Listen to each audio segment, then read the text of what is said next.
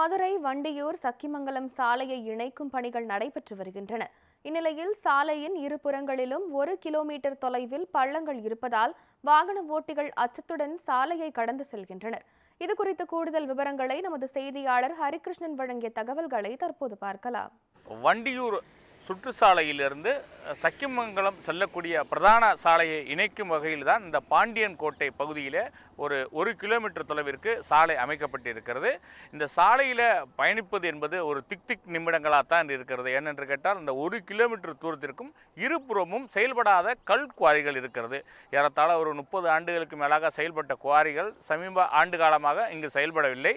இந்த இருபுறங்களும் மரங்கள் இருந்தது. அதனால் காரணமாக இந்த சாலையை கடப்பதற்கு அவர்களுக்கு ஏதுவாக இருந்தது. எதிலும் வாகன விபத்துக்கள் ஏற்பட்டால் கூட மரத்தில் மோதிவிடலாம் என்கிற ஒரு நிலை இருந்தது. ஆனால் தற்போது இந்த சாலையின் இருபுறங்களிலும் மரங்கள் அகற்றப்பட்டிருக்கிறது. அதனால் இந்த குவாரிகளை பார்த்தபடி பயணிப்பது என்பது ஒரு பயத்தை உண்டாக்குகிறது. இந்த சாலை இருபுறங்களிலுமே 200 அடி பள்ளம் என்பது இருக்கிறது. தண்ணீர் அதிலே அதிக அளவில் தண்ணீர் இருக்கிறது. ஒரு 2 சக்கர வாகனமோ ஒரு 4 சக்கர வாகனமோ ஒரு திடீரென அது செயல்பட, அதாவது கட்டுப்பாட்டை இழந்து எதிலாவது மோதி நிறுத்த வேண்டும் என நினைத்தால் கூட முடியாத ஒரு காரியம். 200 அடி பள்ளத்திற்கு அவங்க கீழே செல்லக்கூடிய ஒரு நிலை தான் இருக்கிறது. ஆகவே இந்த சாலை இரு மருங்கிலுமே ஒரு தடுப்பு வேலிகள் அமைக்க வேண்டும் அல்லது தடுப்பு சுவர் அமைக்க வேண்டும் என்கிற கோரிக்கையை இங்கே இருக்கக்கூடிய வாகன ஓட்டிகள் வைத்திருக்கிறார்கள்.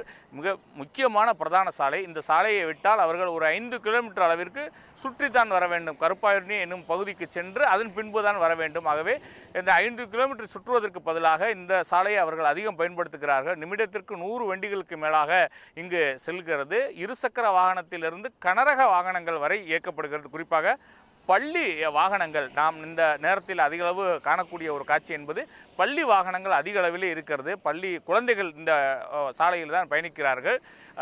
எந்த நேரத்திலும் ஒரு விபத்துக்கள் நடைபெறுவதற்கான ஒரு வாய்ப்பு இருக்கிறது. ஆகவே பாதுகாப்பு கருதி மதுரை மாவட்ட நிர்வாகம் சாலையின் இரு புறங்களிலுமே ஒரு தடுப்பு வேலி அல்லது தடுப்பு சுவர் அமைக்க வேண்டும். அதே நேரத்தில் மின் விளக்குகள் அமைக்க வேண்டும் என்கிற கோரிக்கையை முன்வைத்திருக்கிறார்கள்.